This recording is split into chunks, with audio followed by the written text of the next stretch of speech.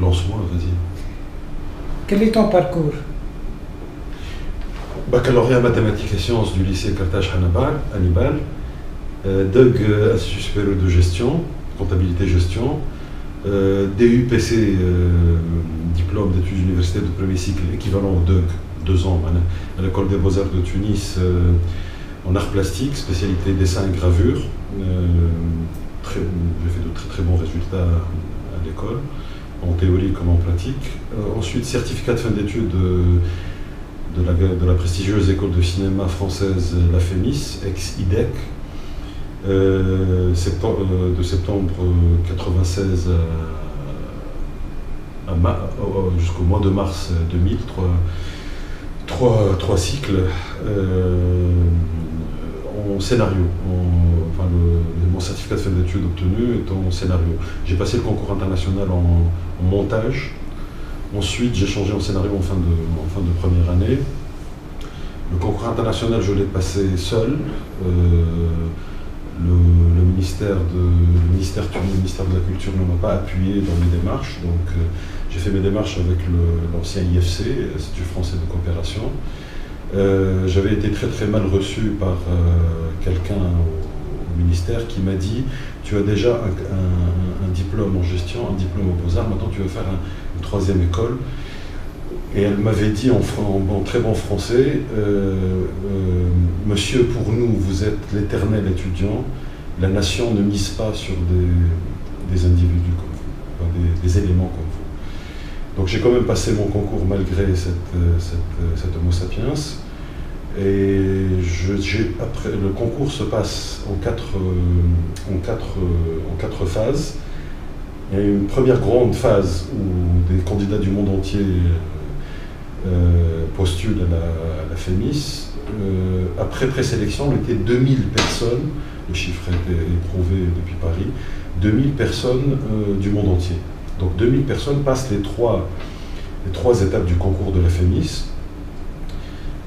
Et sur ces 2000 personnes après présélection, c'est-à-dire que les postulants sont beaucoup plus nombreux, ils sont peut-être dans les 7-8 000, j'imagine. Après présélection et après les 3 phases du concours, nous étions deux personnes à être acceptées en 1996. Moi, Sem El Haj, Tunisie, et Jiangzhou, Corée du Sud. Voilà. Je termine en mars 2000. Je fais une équivalence de mon diplôme, de mon certificat de fin d'études.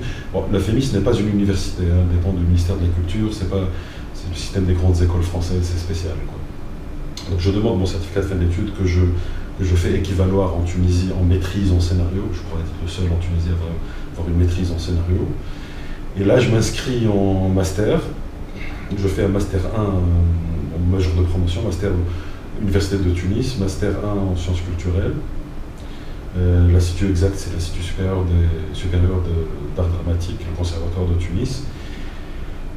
Donc j'arrive major de promotion master 1. Master 2, je prends option cinématographie et j'écris mon mémoire de master qui s'appelle le statut scénologique, SC de scène, du plan séquence. Le statut scénologique du plan séquence. Bon, j'abrège de plus en plus dans la version PDF de mes mémoires en l'appelant plan séquence tout simplement. Je laisse le statut scénologique en petit. Scénologie, la scénologie est une branche de recherche qui découle de l'ethnocénologie, qui a une unité de recherche tenue par mon directeur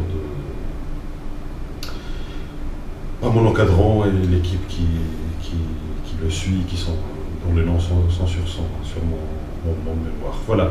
En parallèle, ma formation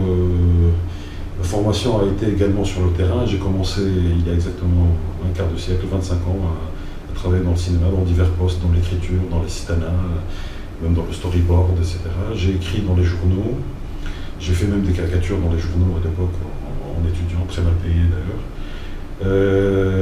Donc j'ai toujours mené de pair les deux, l'apprentissage académique et l'apprentissage et le travail sur le terrain. Ma formation est également en grande partie due à mon père, hein, qui m'a appris les règles du métier, enfin le métier en général, comment avoir du métier, comment être organisé, avoir de bonnes archives, avoir des rapports justes avec les gens, comment ne jamais abuser du pouvoir, tout en inspirant le respect et la discipline aux gens qui entourent. Quoi d'autre? Je peux nommer peut-être les gens avec qui j'ai travaillé, je ne sais pas, non, même pas. C'est comme tu le sens, il n'y a pas de... Ouais, j'ai fait de grandes sociétés tunisiennes, j'ai fait Ciné Téléfilm, j'ai fait CTV, j'ai fait Ulisson, j'ai fait ensuite Fortune Promo 7 comme agence, où j'ai beaucoup appris aussi, enfin ajouté à mon apprentissage en matière de communication. J'ai fait JWT, James Walter Thompson, j'ai collaboré avec BBH, Bartol Bogle et Haggerty, voilà, enfin plein de... Quand est-ce que tu as fait ton premier film? J'ai fait mon premier film à l'âge de 20 ans, 20 et des poussières, et je l'ai fait, il s'appelle Accroupi, Ngarmez. Il a été tourné avec un bout de pellicule 16, avec la caméra éclair de la Fédération tunisienne des cinéastes amateurs, l'éclair 16. Donc j'avais un bout de scénario, je racontais un rêve, que je faisais un rêve récurrent.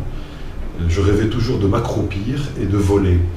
Les jeunes de mon quartier me poursuivaient et me parlaient.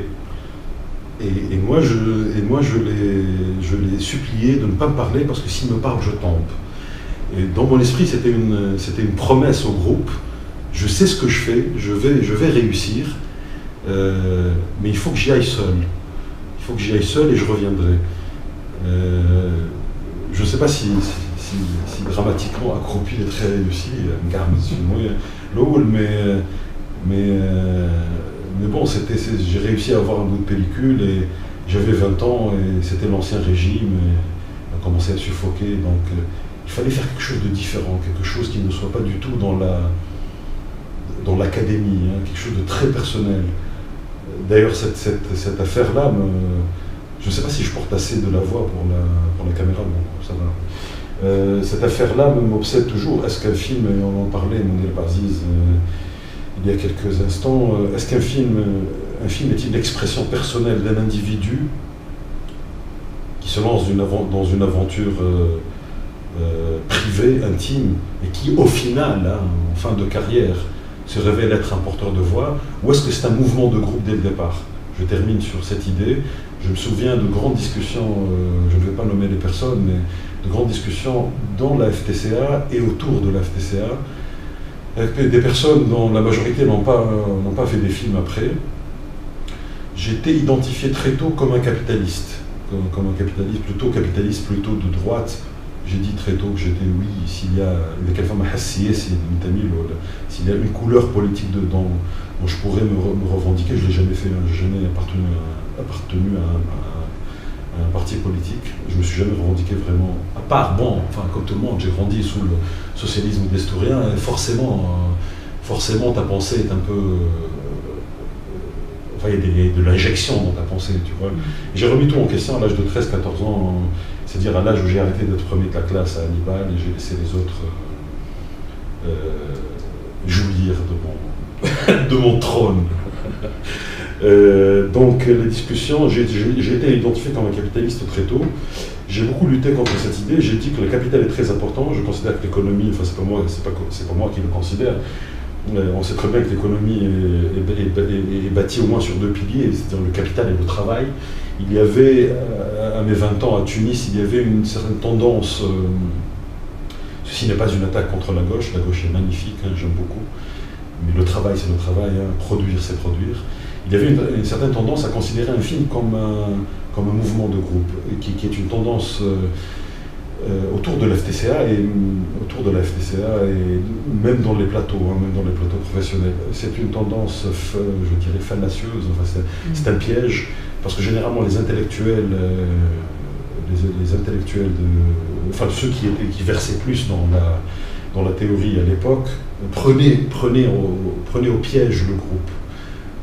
il laissait croire au groupe que c'est un mouvement de groupe, or pas du tout, c'est au final l'expression personnelle d'un cinéaste. Voilà de quoi j'ai été nourri. Donc moi j'ai dit très tôt, à 20 ans à Tunis, avant Paris, j'ai dit très tôt qui est le chef, comment on partage l'argent. Très tôt. Très tôt. J'avais 20 ans. Et j'étais vraiment mis au banc du groupe, presque un paria. Je leur ai dit, dans 20 ans, vous verrez, ma société tournera, je ferai des films, et je crois que beaucoup parmi vous ne le feront pas, parce que vous allez finir par vous entretuer. Et voilà, parce qu'il n'y a pas d'ordre. S'il n'y a pas d'ordre, c'est foutu.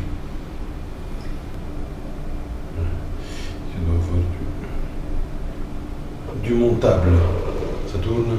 Ça tourne. Donc, on a vu que le système est un peu dévié. Quel moyen pour arriver à faire respecter la pérennité du cinéma en Tunisie?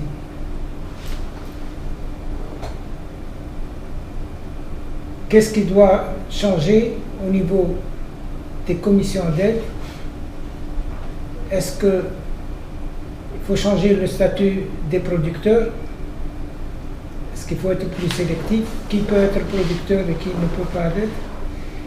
Est-ce qu'on doit aller, comme le Maroc, comme la France, vers l'avance sur recette, donc agrandir le marché et faire, à ce moment, aller dans la tendance de faire une industrie capitaliste, si l'on veut, du cinéma?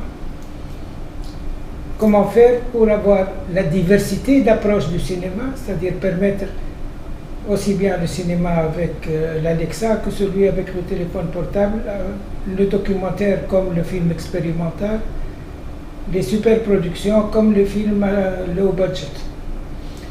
Dans quel sens la réforme devrait aller? Mais je ne vais pas rentrer dans le détail, Khadr. Je ne te cache pas que je suis en plein dedans et que je me réintéresse entre guillemets, au marché français. J'étudie ses particularités. Donc je pourrais avoir une position plus claire en 2018. Ceci dit, une chose est certaine, je vais te raconter une histoire. Une histoire, quelque chose que j'ai vécu. J'étais à Reggio Campania, le sud de l'Italie, au-dessus de Naples. Des amis italiens, on se prend une voiture, ils me disent on va te montrer quelque chose. On commence à voyager, on sort d'un petit village, et on rentre dans la nature. La nature est super belle, c'est du Da Vinci partout, enfin, c'est les paysages, ce que tu vois derrière la Joconde, tout ça c'est vraiment... Et donc des paysages vallonnés, hop, on rentre, et puis on rentre dans une terre où il y avait du blé, on était en été. Subitement, au milieu des terres agricoles, il y a une espèce de petite ville. Qu'est-ce que c'est? On rentre, il m'explique, il y a un multiplex. Il y a un Italien qui a décidé de faire un multiplex en pleine campagne, tu vois. Mais il a eu l'intelligence d'appeler toutes les grandes marques italiennes, tu sais que les Italiens sont très forts en ça, la marque commerciale, il doit que ce soit une grande invention de Venise vers le XIIIe siècle, il timbro des familles, donc ils ont beaucoup de marques. Il appelle les marques de vêtements notamment, et il les convainc de faire des outlets, des stocks, ils stockent leurs marchandises là-bas, et ils font un showroom. Donc il a construit un multiplex, il y a eu des outlets, et du coup il y a eu des restaurants, etc. Bientôt un hôtel. Il a créé une ville autour d'un multiplex. Le multiplex est devenu une réalité incontournable. Pourquoi? Prenons le cas de Paris comme ville, la capitale française. Quoi qu'on en dise, le multiplex a relancé le cinéma. Bien sûr, ça fait du mal au petit cinéma, etc. Mais il a relancé le cinéma parce qu'il trouve une solution de milieu. Il met des blockbusters, il met des films d'auteur, il met un film iranien, il met un film tunisien, et forcément il obéit à une logique de rentabilité.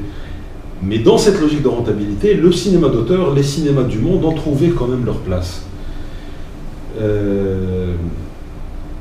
Donc, grossir, je ne suis pas contre grossir. Je ne suis pas contre l'idée d'une industrie du cinéma tunisien, qu'il y ait plus de production, qu'il y ait une avance sur recette comme une des possibilités, parce que le CNC français, il a plusieurs entrées, tu vois, l'avance sur recette est une des possibilités. Donc pour répondre à ta question, je ne suis pas contre qu'on passe à la logique d'une industrie, tu vois. Dans ce passage, il faut s'inspirer du modèle français tel que la planète entière s'inspire. Tout le monde s'inspire du cinéma français. Hein. Ne nous mentons pas, la France exporte très très bien son credo et son modus operandi, son mode opératoire. Donc il faut s'inspirer du modèle français, peut-être tirer depuis l'exception culturelle. L'exception culturelle serait je ne sais pas, comment on appelle ce qu'on dit, comment on peut dire, l'exception culturelle serait la Libye, hein, pour les petits cinémas, les cinémas d'auteur, les cinémas à petit budget, etc. On n'a pas le choix. On ne peut pas continuer à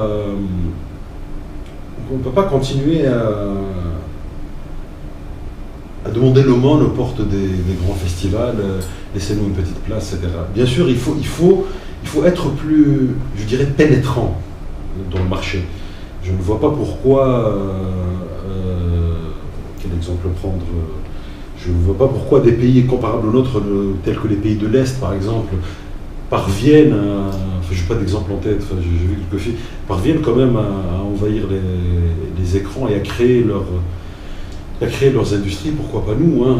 Donc pour finir, il y a de toute façon forcément un engagement dans l'acte de production en tant qu'acte, encore une fois, pénétrant, un acte où tu traites avec l'autre d'égal à égal, où ton point de vue, c'est là que ça m'intéresse, hein, où ton point de vue est sauvegardé, et tu poses un regard sur le monde depuis la Tunisie. Tu n'es pas un cinéma d'un pays du tiers-monde qui vit sous une dictature et qui vient pleurnicher au pied des temples des cinémas occidentaux. Non, tu es toi-même producteur d'abord d'un point de vue et des traces de ce point de vue. Je rêve d'un cinéma qui... je peux parler de mes films. Oui, je sors je suis en terminaison d'une série de films que j'ai appelé la pentalogie, enfin ça a été au départ une trilogie finalement, la pentalogie documentaire, 5 films, 5 films dans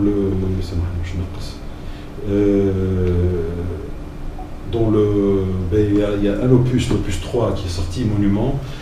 Il a fait sa sélection officielle au JCC, le prix spécial du jury Jerba Doc Days, très belle expérience. Le premier opus s'appelle Vladimir, c'est une petite caméra, très basse résolution, cadre fixe, en légère contre-plongée sur ma modeste personne, Semi El-Haj, et un prêtre orthodoxe de Rome, un Ukrainien de Rome, de la nouvelle église orthodoxe Sainte-Catherine qui est juste à côté du Vatican. C'est une discussion autour de Dieu, du Christ, de la foi. Et c'est le premier opus, je ne l'ai pas encore sorti. C'est le genre de film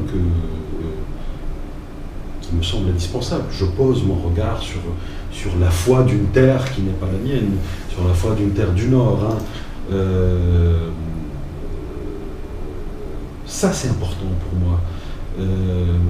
Je respecte les gens qui font de l'autocaricature. Oui, bon, c'est un cinéma possible. Moi, il y a toujours un combat derrière, une bataille, un conflit, si tu veux. Enfin, ce conflit-là, c'est moi, Tunisien, qui regarde le monde tel qu'un Français regarde le monde, tel qu'un Allemand regarde le monde depuis sa germanité, l'autre depuis sa francité ou françaisité, ou je sais quoi. Moi, depuis ma tunisianité. Bien sûr, je fais face, et pas que moi, il y a beaucoup de cinéastes qui sont porteurs, dont toi, Mounir Baziz, qui sont porteurs de ce point de vue-là, nationalisés, identitarisés, territorialisés, je sais quoi. Pour se faire sa petite place au soleil. Pour se faire sa petite place au soleil et pour défendre son point de vue. Mais je n'ai pas, enfin, je me souviens, vers début des années 2000, j'ai commencé à beaucoup voyager. Beaucoup d'amis français, dont mes profs ou mes ex-camarades de la FEMIS, m'ont dit Samy est là, reste à Paris, etc. En 2 ans, tu commenceras à faire des films, etc. Je ne suis pas resté, premièrement parce que les 2 ans comme proposé, c'était 2 ans au RMI, etc. Je refuse de prendre les aides de l'État français. La deuxième, j'ai posé une question à un de mes profs. Je lui ai dit, rester faire quoi? Faire tes films, Samy, tu sors quand même de la FEMIS, etc. Je lui ai dit, écoute, je veux faire un film sur un prêtre qui a une crise, un prêtre breton qui a une crise, qui vit une crise de la foi. Exactement ça, je lui ai dit ça. Hein. Oh non, Samy, quand même. Alors tu veux que je fasse un film sur quoi? Je fais des films sur les immigrés maghrébins. Je lui ai dit, mais je ne suis pas un immigré maghrébin, je suis un citoyen tunisien. Tu vois? Donc la promotion est là, oui, voilà, il y a de l'argent, mais il y a une pigeonhole, il y a une case qui t'attend.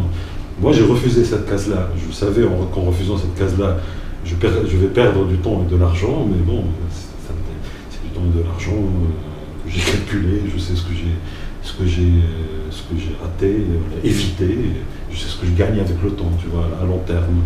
Je gagne une identité claire. Je suis tunisien. Je sais qu'il y a plein d'artistes qui te sortiraient, mais finalement, qu'est-ce qu'un territoire, qu'est-ce qu'un drapeau, etc. C'est important quand même, ça nourrit quand même. Il y a quand même une réalité. Je sais même plus si je suis en train de répondre à ta question. Hein. C'est indirect, mais... D'une façon directe, tant mieux. Il y a quand même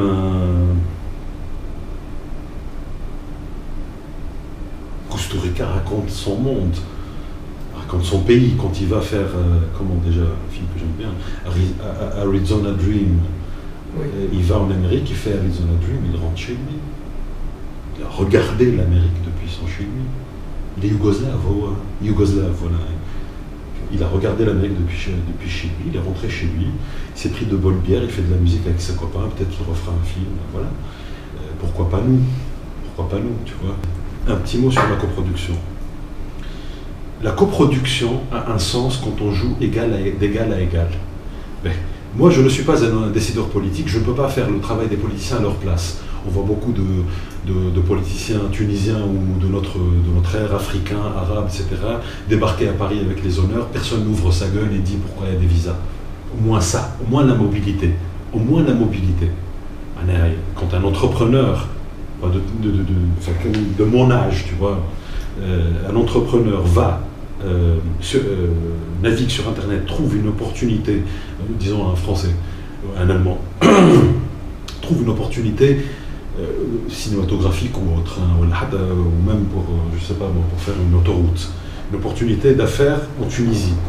Il peut en 3 heures décider de venir, faire sa valise, réserver son billet et en 3 heures être en Tunisie. Quand un entrepreneur tunisien identifie une opportunité d'affaires en Allemagne ou en France, il peut attendre 6 mois. D'accord? Et ça, c'est fait exprès. Il faut comprendre que c'est fait exprès. C'est une décision politique.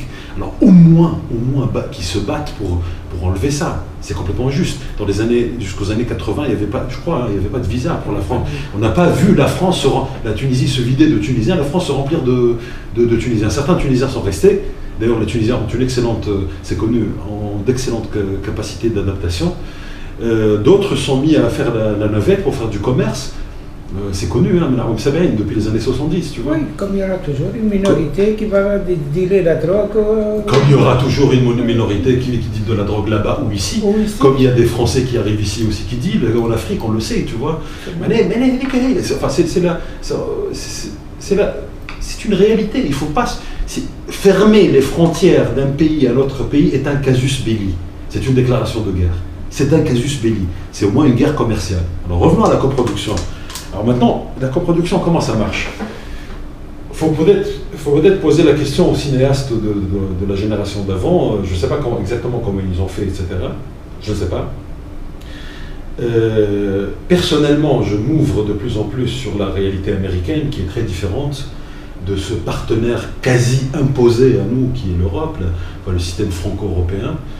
Moi, avec ma société Territor, avec ma société de production et de distribution Territor, je bouge sur le marché américain, je rencontre un mode de fonctionnement différent, parfois des investisseurs privés, etc. Bien sûr, on est en train d'étudier le marché, on avance prudemment, etc. Mais il y a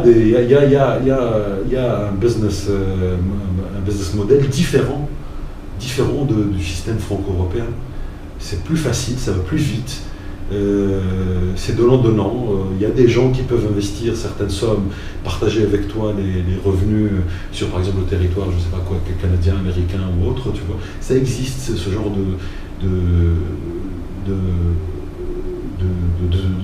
comment dire ça, de modèles de coproduction existent. Les modèles de coproduction institutionnels qu'on nous propose d'Europe, je ne dis pas qu'ils sont tous biaisés, etc. Mais il y a toujours derrière une idéologie. La preuve, je te dis, la posture publique des services consulaires français, quoi. Enfin, c'est quand même très très grave. Enfin, on n'a pas vu un homme politique soulever ça. Angela Merkel qui arrive dernièrement, il nous fait une déclaration. Il y a 1500 immigrés tunisiens illégaux en Allemagne. Rappelez-les, sinon on les mettra dehors s'il le faut par la force. C'est Madame Angela Merkel qui dit ça en Tunisie, il y a quelques mois. Oui, et il n'y a pas une réaction.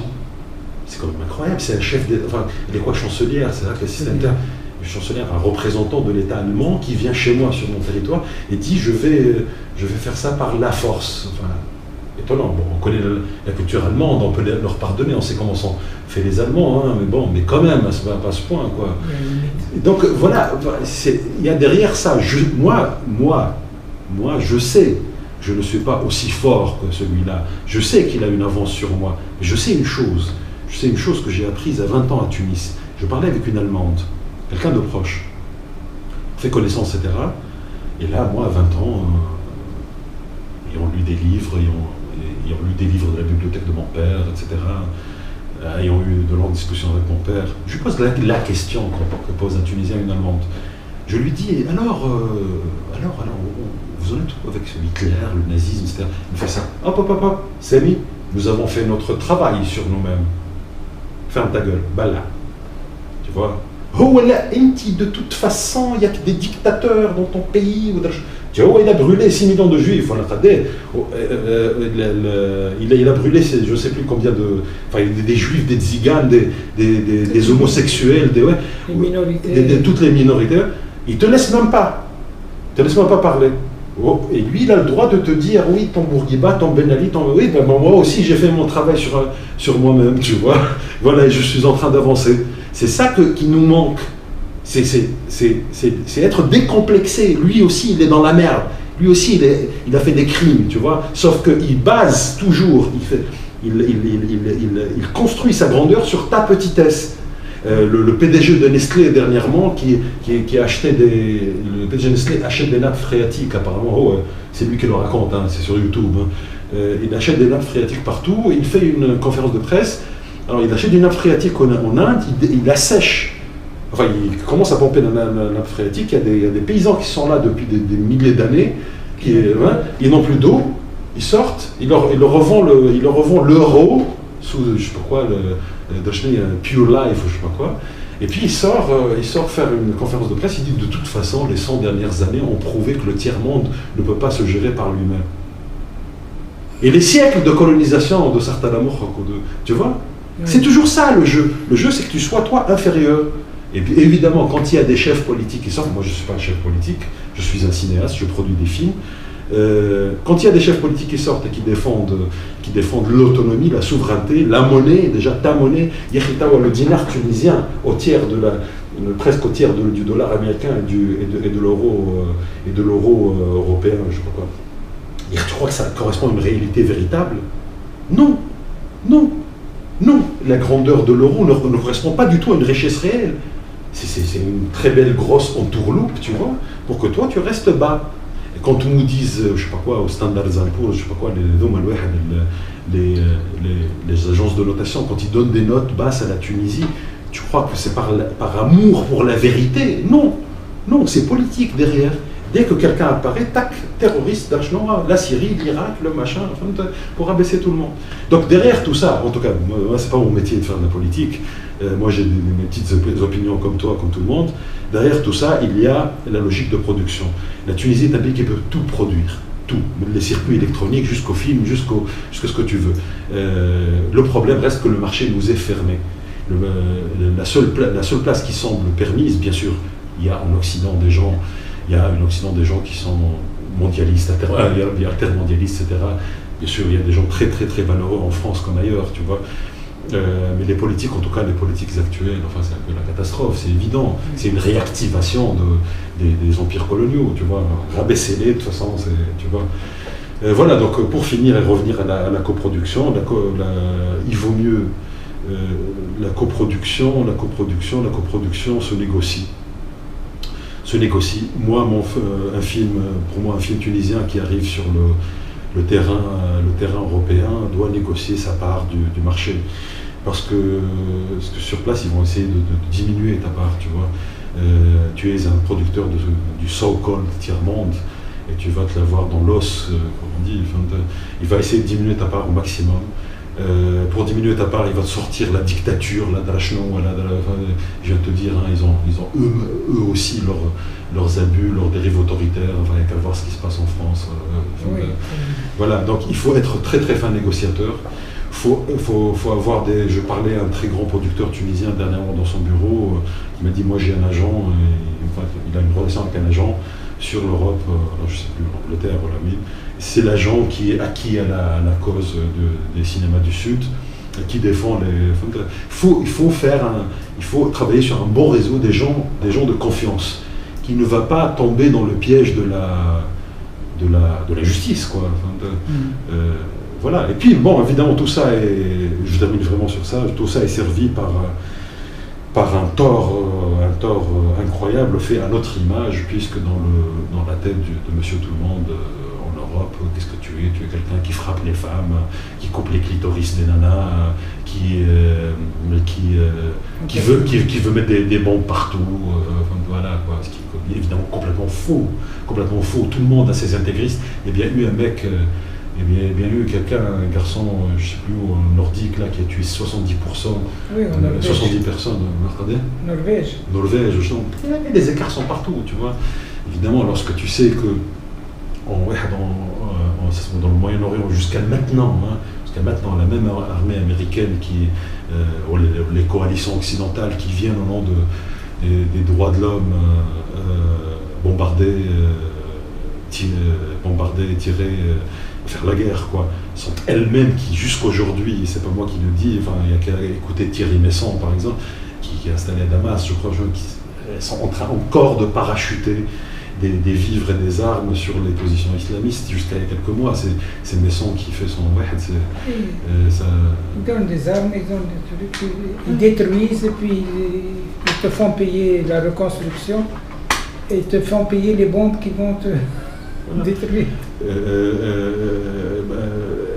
C'est pas mieux chez les SS. Bon, là on identifie un fonctionnement impérial comme ça, un peu de droite, ouais, mais c'est pas mieux chez les idéologies de gauche, puisque notre ami me raconte tant, notre ami Mao Tse-tung faisait payer par la famille du condamné la cartouche avec laquelle on l'a tué. Oui. L'horreur. L'horreur.